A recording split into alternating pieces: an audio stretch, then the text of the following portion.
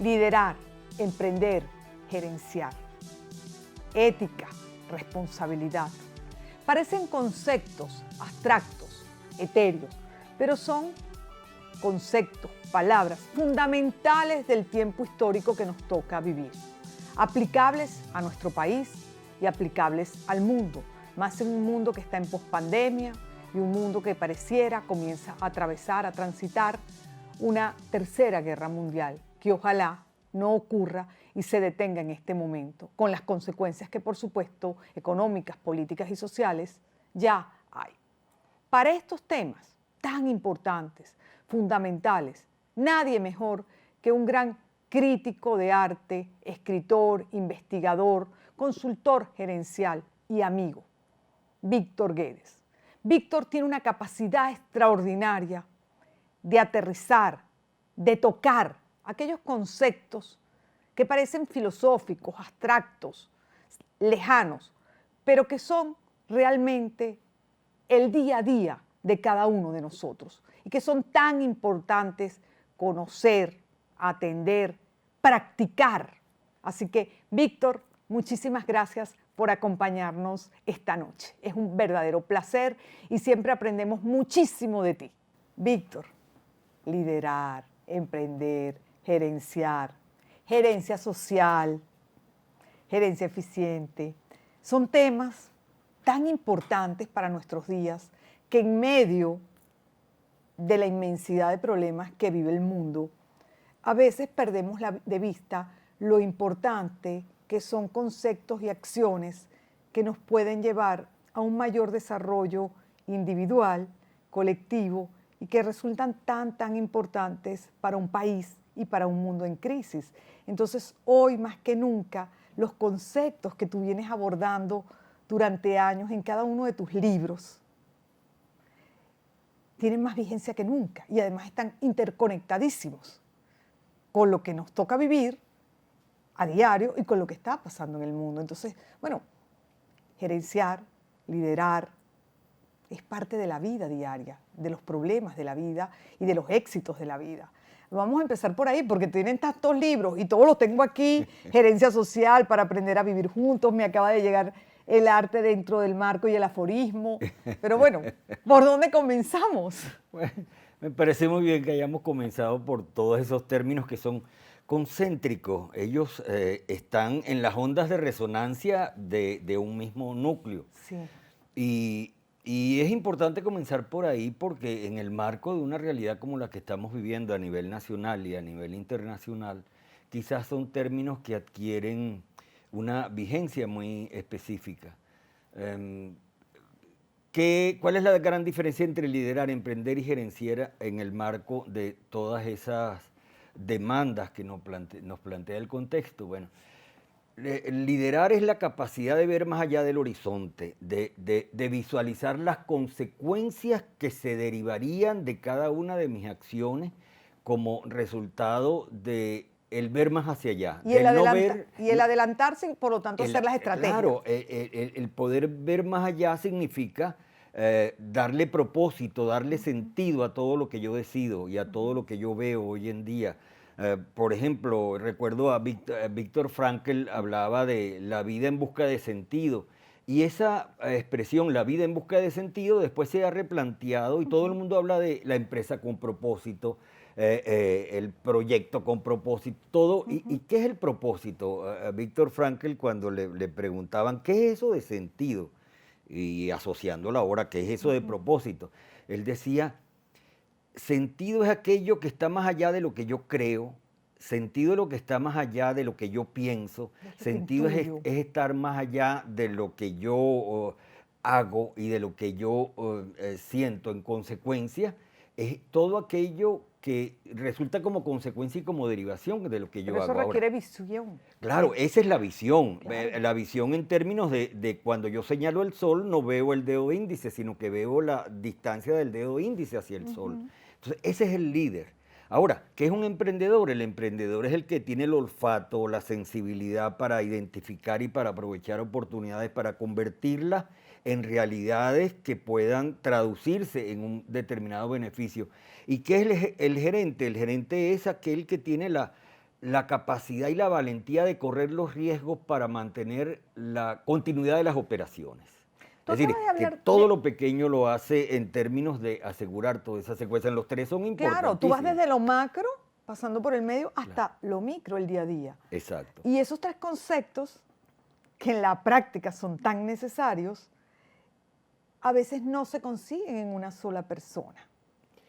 Eh, Fíjate un poco lo que la experiencia mía, cuál ha sido. Yo creo que cada uno de estos tres conceptos está presente en todo el mundo, pero en proporcionalidades distintas, con lo cual el perfil de cada uno es distinto al del otro. Hay personas que son más líderes que emprendedoras y gerentes, hay personas que son más emprendedoras que líderes, hay personas que son más gerentes, más operativas que líderes, pero lo importante es que sepamos cuál es nuestra fortaleza y cuál es el perfil predominante, porque uno triunfa a partir de su fortaleza y a pesar de sus debilidades. Ese es un Claro, concepto importantísimo, claro. que desde el punto de vista gerencial hay que tenerlo en cuenta. El cuento aquel de el pescador y el científico, que el pescador le hace el favor al científico de trasladarlo de una orilla al otro porque el científico necesitaba recoger unos especímenes para sus investigaciones.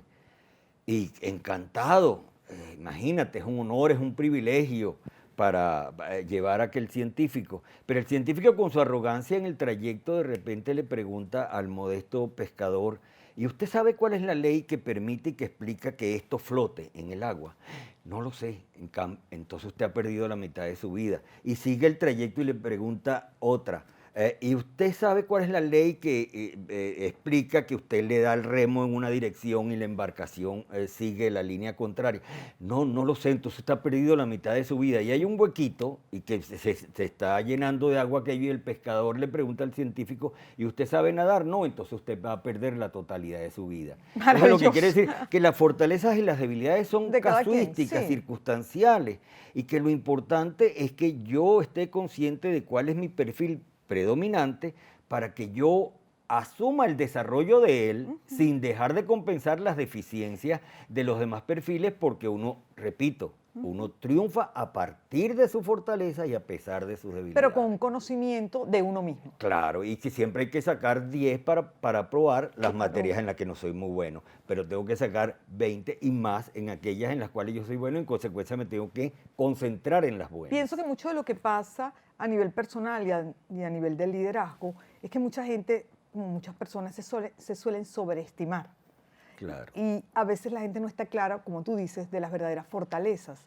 Y conociendo las verdaderas fortalezas, se puede ayudar mucho más a la persona, a la familia, a la empresa y al país. Desde o luego, a la institución. porque uno sería mucho más eficiente. Claro. Y lo ideal es el concepto de equipo en el cual yo tenga la capacidad de identificar a quienes me van a acompañar en un determinado proyecto, de tal manera de que haya una compensación en esas sensibilidades y en esos perfiles. Porque si yo tengo una junta directiva de 20 personas y las 20 piensan igual, 19 sobran. Claro. Que hay que ver lo que significa Claro. eso. Si yo tengo un gabinete de 30 personas y los 30 piensan exactamente igual, 29 Algo está pasando. sobran. Algo No, está pasando. 29 Sí, sobran. claro, claro. O simplemente no son capaces y no son valientes como para decirme que no piensan igual que Fíjate yo. tú, Entonces Víctor, ahí hay una... todos son temas tan vigentes y tan importantes para este momento, porque hoy en día cuando las redes y los nuevos medios posicionan exageradamente a veces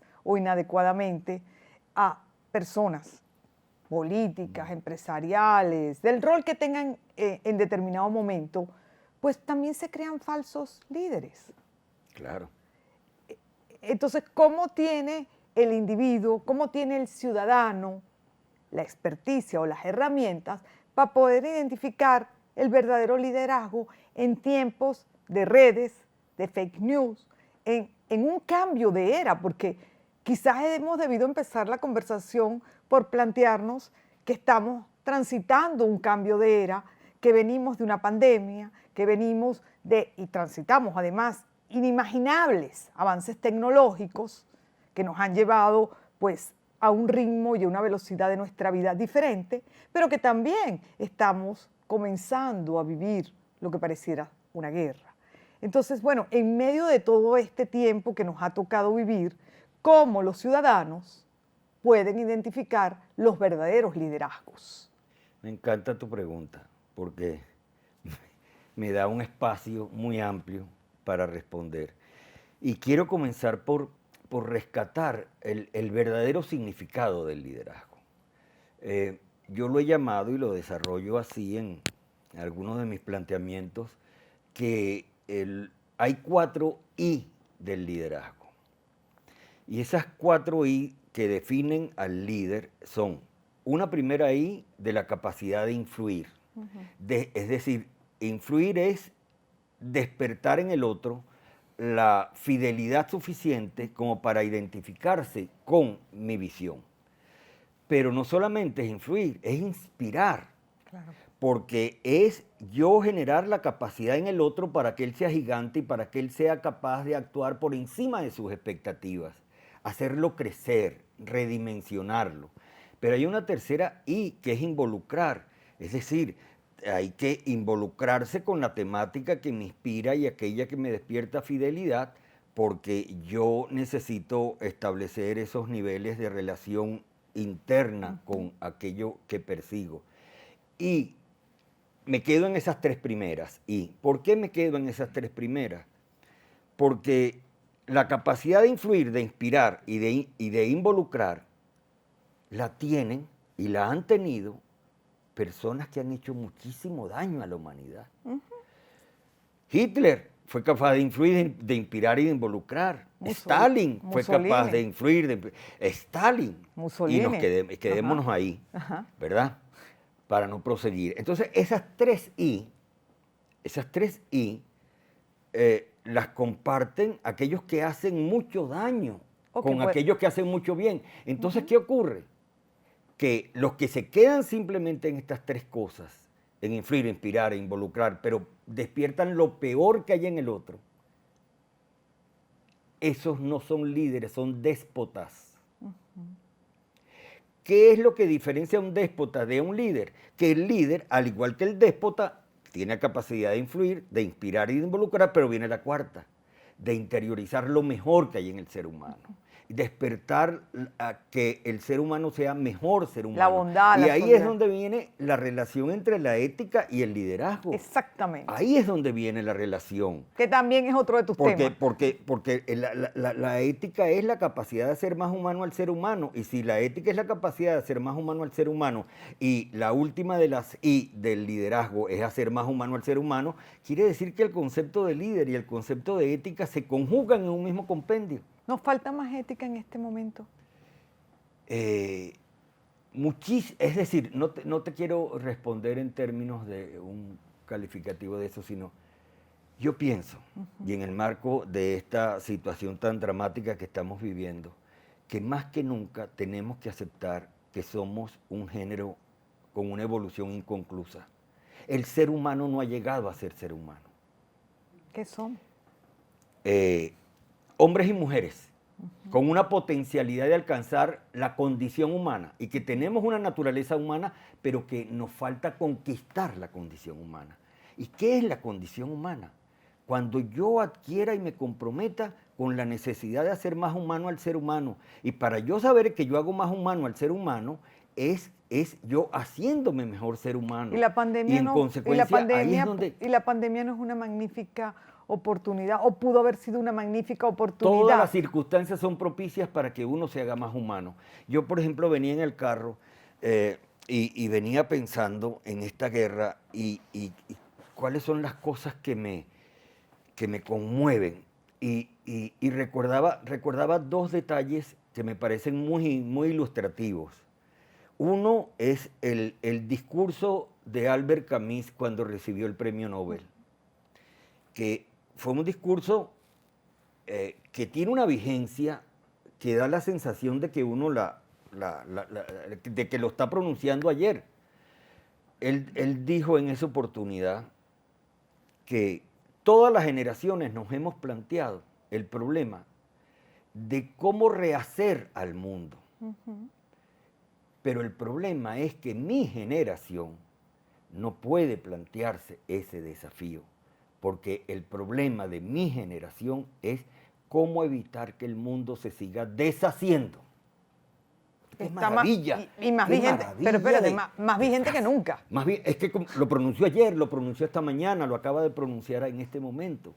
Sí. Es decir, mientras las generaciones se plantean el problema de cómo rehacer el mundo, nosotros en este momento tenemos que pensar en cómo evitar que se siga deshaciendo, porque se está deshilachando. Lo estamos viviendo mientras nos planteamos cómo rehacer. Viviendo. Por eso digo. Pero lo de Ucrania. Venimos de una pandemia y vamos a entrar en una guerra. Estamos en la puerta de una guerra. En una guerra, porque esto es una guerra, es una destrucción del ser humano. Una invasión que está ocasionando una guerra. Hay otro concepto que me interesa muchísimo, porque me está dando mucha vuelta y hay que rescatarlo porque con todo su drama establece pautas de desafío y de reflexión muy inmediatos, que es aquello de Giorgio Agamben. Giorgio Agamben decía en un libro, Lo que queda de Auschwitz, fíjate la frase que conmovedora, el concepto de sobra. El término sobra, hay que pensar lo que significa es muy lingüísticamente, terminológico, literalmente sobra. Bueno, ¿sabes lo que la definición que hacía Agamben en ese libro de sobra? Sobra es lo que queda de cada nuevo intento del ser humano por autodestruirse. ¡Qué fuerte! ¡Uy!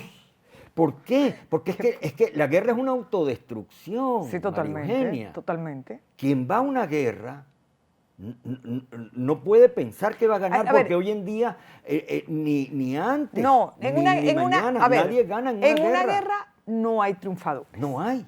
Y menos la sociedad civil. Nada. Y los ciudadanos. El que triunfa es el primer perdedor. Claro. Y en una guerra lo primero que muere es la verdad. Tal cual. También lo estamos viviendo. Porque estamos viviendo una guerra en Europa del Este, pero también estamos viviendo una guerra de información que no le permite a los ciudadanos de esa parte del mundo, pero mucho menos a nosotros, comprender la dimensión de lo que está pasando. Entonces todos, de alguna manera, intentamos, desde cada sector o desde cada parte de nuestra propia vida, ayudar y entender, pero se nos hace muy difícil, porque por eso te decía que grandes avances tecnológicos que parecieran haber llegado para facilitarnos la vida, para acercarnos más a los seres humanos, también nos lo complican, porque cada día tenemos mucho más acceso a una información, pero el acceso a la información viene desde cualquier lado, desde cualquier persona que tiene un teléfono, desde cualquier persona que comunica, y no necesariamente estamos preparados para esa comunicación. Por eso los términos que tú abordas en cada uno de tus libros son tan importantes para el momento presente. Están todos conectados, pero nos conectan con el momento, porque cuando tú hablas de liderar, y parece que hubiese un exceso de liderazgos, y no necesariamente de liderazgos buenos, hay que entender algunas palabras que parecen solo de filosofía, pero que son la vida, como liderar, como la ética, la responsabilidad. Tal cual. Ahora, gerencia, porque son tiempos que requieren emprendimiento en Venezuela y en el mundo, pero son tiempos que necesitan muchos más gerentes que nunca. Me voy a agarrar de un término que mencionaste, porque creo que es clave, el término responsabilidad. Claro. ¿Qué ocurre con el término responsabilidad? Yo recuerdo, creo que Edgar Morin y Víctor Frankl también en una oportunidad, él decía, la costa este de Estados Unidos tiene una estatua de la libertad, pero necesitamos que en la costa oeste establezcan una estatua de la responsabilidad.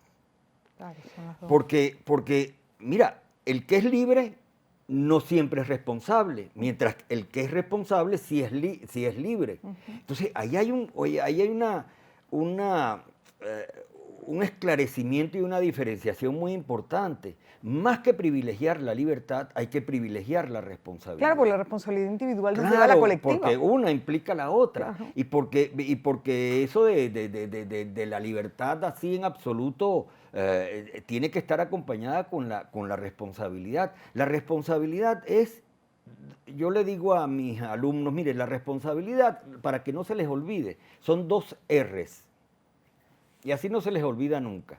La primera R, responder por lo que yo hice por lo que no hice o por lo que dejé hacer.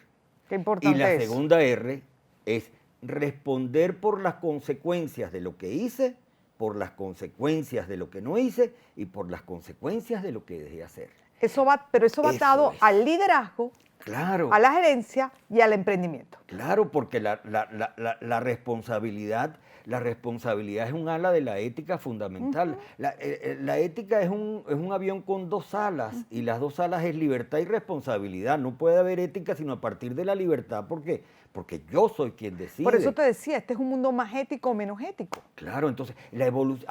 Que habíamos dejado por ahí suelto el tema de la evolución. Es decir, ¿cuál es el problema de la evolución del ser humano? Que nosotros pasamos de primates a homínidos, a hombres, a mujeres, pero nos falta alcanzar la condición humana. Y alcanzar la condición humana es ser capaz de desplazarnos por los 4 planos de la ética. ¿Y cuáles son esos 4 planos de la ética? Son el primer plano, son planos de una perspectiva que van en profundidad hacia lo más remoto. ¿Cuáles son esos 4 planos de la ética? Primero, no hacer daño. No hacer daño es el primer plano de la ética. Pero resulta que tú no te puedes quedar exclusivamente en no hacer daño, porque sería una ética muy restrictiva, muy prohibitiva, O muy cómoda, negativa. y muy cómoda también. No hacer daño. Y muy cómoda. Entonces, quizás la mejor manera de saber que el problema no es simplemente no hacer daño, aunque sea el primer plano de la ética, pero no la ética en su totalidad, es la imagen del buen samaritano. ¿Qué ocurrió ahí? Hay un judío que lo asaltan, que lo dejan maltrecho, moribundo en la orilla de la carretera. Pasa un levita, lo ve, se conmueve, pero prosigue su camino. Viene un sacerdote, que lo camina, lo ve, se conmueve, pero prosigue su camino. ¿Qué pasa con esas 2 personas? No le hicieron daño a nadie. Pero tampoco le hicieron bien a nadie. Bien. Entonces ahí se convoca el segundo plano de la ética. El problema es no hacer daño, pero no exclusivamente no hacer daño, sino que hay que hacer el bien. Hay que hacer el bien. Pero el problema de hacer el bien también tiene sus limitaciones, porque eso de hacer el bien y no mirar a quién, o hacer el bien por el bien en sí mismo, eso no es correcto. ¿Por qué? Porque el bien no es un fin en sí mismo, sino que el fin es el ser humano. Y en consecuencia, no se es bueno cuando se hace el bien, sino se es bueno cuando uno comprende que no hace el bien suficientemente y tiene que hacerlo permanentemente y que no se agota en ningún logro. Pero ¿qué ocurre con esto? Que yo no puedo simplemente quedarme ahí, sino que necesito pasar a un tercer plano porque yo necesito capitalizar el bien que hago para favorecer mis mejores capacidades futuras para seguirlo haciendo. Y en consecuencia yo necesito elevar mi espíritu, asegurar mi crecimiento humano, porque a través de ello yo me hago mejor persona. Y entonces es no hacer daño, hacer el bien, crecer como consecuencia de hacer el bien. Crecer como consecuencia de hacer el bien. Y después viene el cuarto plano. El cuarto plano es hacer mejor al otro. ¿Qué es lo redimir al otro. Pero eso resulta lo más difícil, porque claro, a veces tú intentas ayudar a los demás y los demás no lo entienden, no lo quieren o no lo agradecen. Hay que intentarlo 1000 veces. Sí. Así no lo logres 1000 veces, hay que intentarlo 1000 veces más.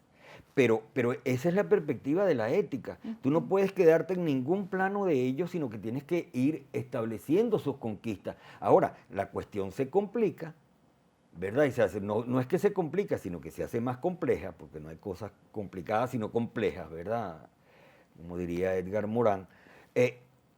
Porque esos 4 planos de la ética, tú lo tienes que proyectar en 4 dimensiones. La primera es la dimensión personal. Yo no debo hacerle daño a nadie, yo debo hacerle el bien al otro, yo debo crecer como consecuencia de hacer el bien al otro y yo debo hacer mejor al otro. La primera dimensión. Pero hay una segunda dimensión. Ese otro y tú no viven aisladamente. No es Robinson Crusoe y Viernes que están en una isla desierta, sino que somos parte de un nosotros, de una comunidad. Pero también hay la dimensión de que somos parte de una organización. Somos parte de la organización Vale TV o somos parte de la organización Asociación tal o cual, ¿verdad? Y también somos parte del medio ambiente. Y somos parte del país y Del somos parte medio del ambiente, mundo. del país, del mundo. Entonces tenemos distintas dimensiones que cada uno de estos 4 planos tú tienes que proyectarlos Y hacia por eso allá. la responsabilidad Entonces, individual es eso tan importante. Y la ética. es una resonancia. Y ahora yo tengo que, va- claro, yo tengo que preguntarte, gerencia social para aprender a vivir juntos. Hoy más que Mira, nunca hoy más pareciera que que lo nunca. necesita no solo nuestro país, el mundo. Pero bueno, El mundo. primero nos ocupamos de casa. Gerencia Mira. social para aprender a vivir juntos. Ese concepto en el fondo lleva como foco la idea de la reconciliación, la idea de la aceptación del otro, la idea del respeto del otro. Porque cuando uno habla del otro, uno simplemente se remite a una entelequia. Ese otro es como una entidad así abstracta, imprecisa. El otro, hay que amar al otro, hay que amar al prójimo. Sí, Y eso es una entelequia. queda en lo abstracto, sí. No, ¿Cómo mira, aterrizas el eso? otro, ¿quién es? La Madre Teresa decía, una vez le hicieron una pregunta, ¿cuál es la persona más importante para usted? Y todo el mundo esperaba. Ay, ¿para qué le hacen esa pregunta? Si va a responder es Dios, es esto, ¿no? ¿Tú sabes lo que le respondió? Una respuesta maravillosa. Le dijo, la persona más importante es aquella con la que estoy hablando en este momento. Claro. ¿Ah? ¿Por qué? Porque el otro no es una entelequia, el prójimo no es algo así en abstracto. El otro es María Eugenia Mosquera, que Víctor, tiene ojo, que tiene cuerpo, que tiene, Claro. que tiene su singularidad. Claro. ¿Me entiendes? La Es persona más atención, importante para es la que mí tú le eres prestas tú, la porque atención tú estamos hablando. Exacto. Entonces, ¿qué es el otro? El otro es, mira, una persona que es igual a mí, porque tiene mis mismos derechos, pero también es una persona distinta a mí, porque tiene una singularidad y una individualidad. Pero también es única, porque tú y yo tenemos una singularidad que va más allá de cualquier pretensión de imitación. Claro. Y la cuarta, tú y yo somos entidades que podemos conjugar esfuerzos para favorecer logros que van más allá de lo que individualmente tú lograrías o yo obtendría. Volvemos a lo que trabajando dijiste. en equipo. Volviste al punto inicial, que es uno se tiene que conocer y reconocer en sus capacidades, en sus fortalezas y en sus debilidades. Así es. Y es, mira, el concepto de la reconciliación. La gente no perdona. La gente no perdona y no quiere perdonar, y resulta que van en la noche y rezan el Padre Nuestro. Pero ¿cómo tú vas a rezar el Padre Nuestro si no eres capaz de perdonar? Sí. ¿Ah? Pero ¿cómo te atreves? Lo que pasa es que... Mira, quien no es capaz de perdonar no es capaz de amar. Y entonces la reconciliación es el primer punto. Yo he planteado en uno de los libros, planteo las 4 R's. Las 4 R's de lo que yo llamo la esperanza de país son las 4 R's. La primera, la reconciliación. La segunda, la reinstitucionalización. La tercera, la recuperación económica. Y la cuarta, la redimensión de los valores éticos, productivos y ciudadanos. Entonces, no se puede hacer otra cosa distinta a la reconciliación. Tenemos que pensar en la reconciliación, y eso es lo que tiene al mundo enfrentado. Víctor, lo que pasa es que mientras pensamos en la reconciliación, para muchas personas o para algunas personas hay palabras que tienen una carga histórica. Está bien, exacto. 2, hay personas que cuando se hablan de ciertas palabras por esa misma carga histórica dicen, no, bueno, es que son intelectuales, es que son gente de cultura, es que son hasta un término que viene de los 70, son comeflor. Exacto. Entonces, vivimos en un mundo donde las palabras también tienen un peso porque tienen una carga histórica. Entonces, lo que necesitamos es intentar, como individuos, ser responsables, intentar tener una sociedad cada día más responsable, más ética, más que respete al otro, porque yo creo que ese es el principio de cualquier entendimiento, el respeto. Así, tal cual. Y estamos en una época, en Venezuela y en el mundo, donde uno de los valores que deberían ser más apreciados es el respeto Así es. por el otro. Maravilloso, me encanta tu reflexión y lo asocio con una cosa que planteo precisamente en este libro. En este libro yo planteo que en materia de reconciliación hay tres asuntos importantes de considerar, ¿no? Uno son los problemas de la reconciliación, otros son los temores acerca de la reconciliación y otra cosa son los riesgos de la reconciliación. Son tres Sí. dimensiones distintas. ¿Cuáles son los los problemas de la reconciliación? Los problemas de la reconciliación son que es un problema, la reconciliación se impone de arriba hacia abajo y no de abajo hacia arriba. ¿Me explico? Sí, claro.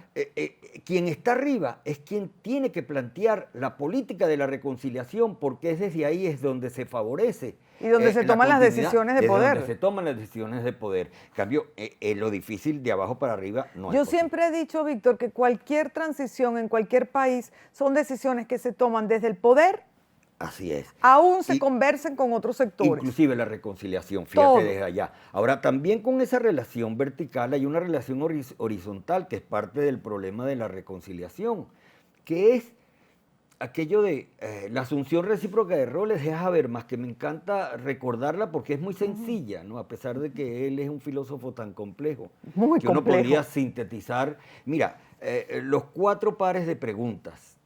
Los cuatro pares de preguntas cuando yo interactúo y cuando yo trato de dialogar con alguien.